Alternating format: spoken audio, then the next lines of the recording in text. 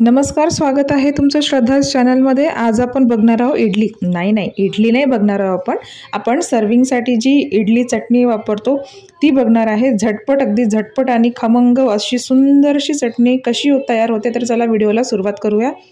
तर मी इथे मिक्सरचा जार घेतलेला आहे, त्याच्यामध्ये मी अर्ध ओलं नारळ त्याचे तुकडे करून घेतलेले आहेत। तुम्ही किसून सुद्धा करू शकता।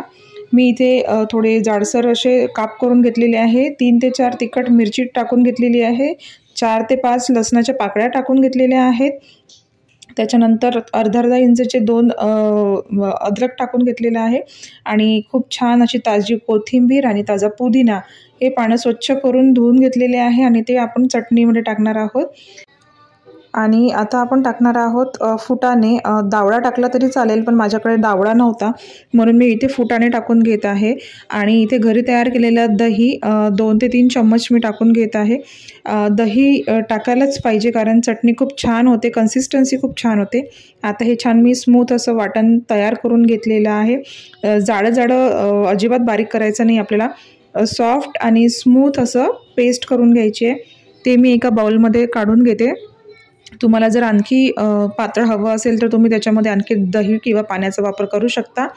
आणि मी इथे आता तडका देणार आहे। त्याच्यासाठी मी 1 ते 2 पळी तेल गरम करून घेतलेलं आहे। त्याच्यामध्ये छान मोहरी तडतडू द्यायची आहे।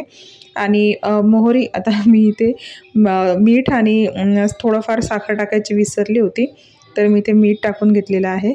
मोहरी तडतडली आहे, जिरंसुद्धा तडतडलेलं आहे, कढीपत्ता छान झालेला आहे। कढीपत्त्याशिवाय कुठल्याच चटणीला टेस्टच नसते, त्यामुळे आवश्यकच आहे। आणि आता ते आपण छान चटणीवरती टाकून घेऊया, मिक्स करून घेऊया।